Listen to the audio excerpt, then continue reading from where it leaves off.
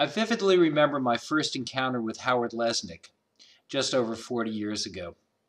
Dressed in a three-piece suit, pacing ominously behind a podium, he intoned, "Hall, Horton, Heck." Sitting several seats down, in my first class, on my first day of law school, I could feel the tension jumping off of Terry Hall's body as he reluctantly struggled to his feet. Our first encounter with the Socratic method. When I was reintroduced to Howard years later, I found that he was no ordinary law professor. An original and iconoclastic thinker, he is one of those rare people whose insights are balanced, fair-minded, and at the same time unsparing in their directness. Because the Reflections readers are the best of us, people who care about issues of decency, equity, and justice, I tend at times to pull my punches, joining with them in decrying the culture's obvious excesses, but then glossing over the ways in which they and I fall short. But decency is not a comparative sport. If we hope to live up to our ambitious goals, we need to name and challenge our own shortcomings, blind spots, and fears. One of Howard Lesnick's specialist virtues is the forthright way in which he raises uncomfortable issues. The three examples set forth below directly challenge people like us to do better. To the final, quote, hopeful thought in last week's reflection that we have the power to change what history has created, Howard adds this: in the meantime, each person has the responsibility to decide for himself or herself whether to act on the recognition that there may be some significant room to make life choices that are not dictated by historical choices. In Listening for God, Howard cuts to the heart of the moral and intellectual challenge implicit in this responsibility, cautioning against, quote, taking the rightness of parental preference for granted in a society where, quote, the degree of parental preference is far too extensive to be morally justified. Finally, there is Howard's skepticism toward a, quote, do your own thing approach to social justice. I do not believe in the avalanche theory of change, that individual choices by millions and millions of good-hearted people will change the world. In what follows, I elaborate on these points. As creatures of habit, we humans are deeply wedded to a wide variety of ingrained, take-it-for-granted outlooks and behaviors that allow us to move through our days more easily. These comfort zones are our unconscious ways of adapting to what is, to our family, community, culture, and innate disposition. At one level, these adaptations are positive. They orient us in life, play a key role in defining our place in the world, and simplify our choices. But if meaningful change is the goal, they are inherently problematic for two reasons. First, because the culture's pervasive indecency is the context within which we live, most of our comfort zones, crafted to fit in and get by in that world, are complicit with those values. In addition, our habitual comfort zones are instinctual adaptations that emerge over time with little or no conscious intent on our part. As a result, the choices they dictate don't feel like choices at all. They are instead the right or the only thing to do, and other choices, if they are considered at all, automatically register in our gut as wrong, inappropriate, or simply uncomfortable and far too risky. The result?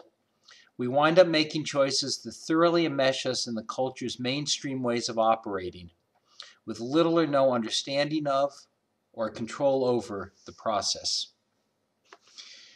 This, I believe, is the issue Howard addresses in the comments cited above.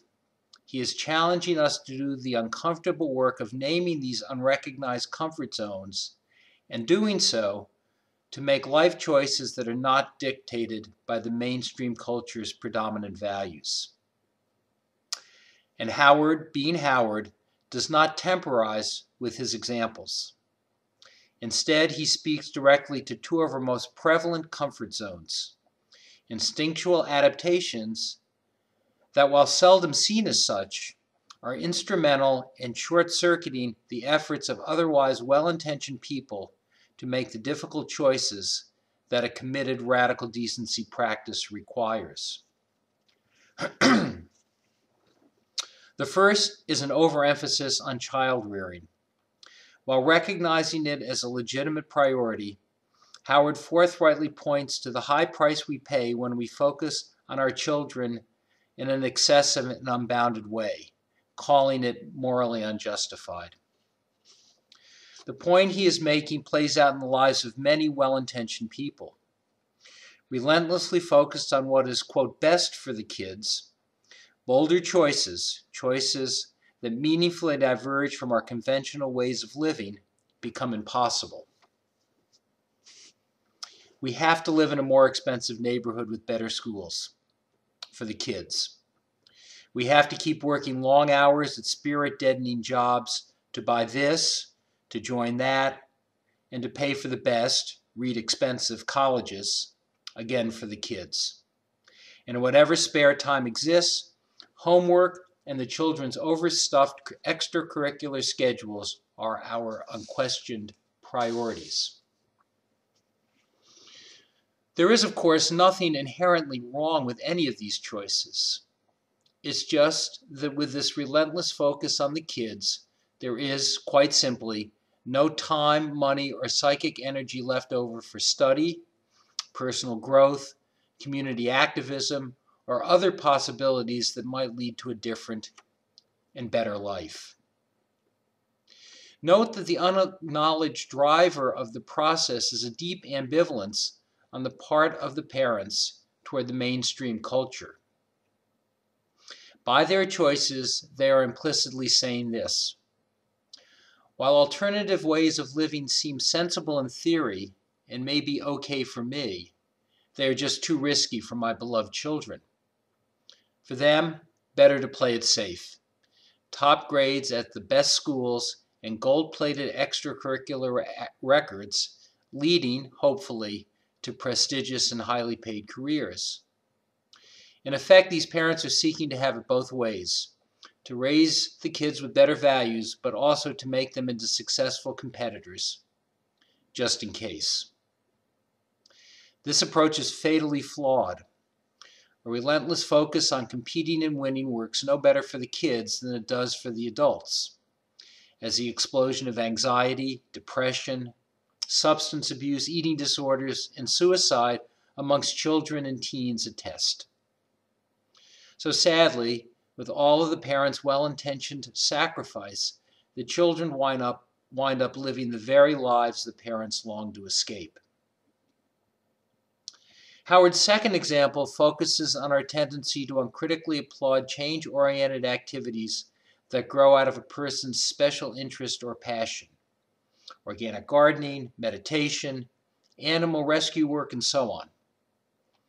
Once again, the problem is not with the choices themselves that are, standing alone, entirely commendable. It arises instead when we accept the culture's too easy invitation to view these activities as fully adequate responses to the culture's endemic indecency. Meaningful change requires attention to many issues at many different levels of living. For this reason, these single-issue responses will inevitably fall short of the mark. A fundamental shift will never occur unless we join with others, making a sustained effort to understand their initiatives and to coordinate and integrate our activities with theirs. In other words, if we are serious about seeking change, good old-fashioned organizing and collective action are indispensable parts of the equation.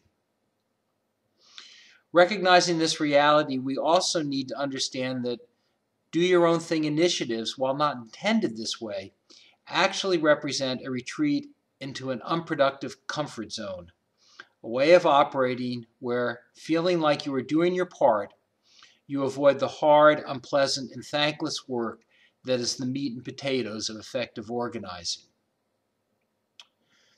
My intent in raising these issues is not to beat up on the good guys. I do, however, want to encourage a fearless inventory of the places where we fall short. Becoming an effective change agent is exquisitely difficult. But because the change we seek is so important, we should never settle for simply being better. Our noble goal deserves the very best we have to offer.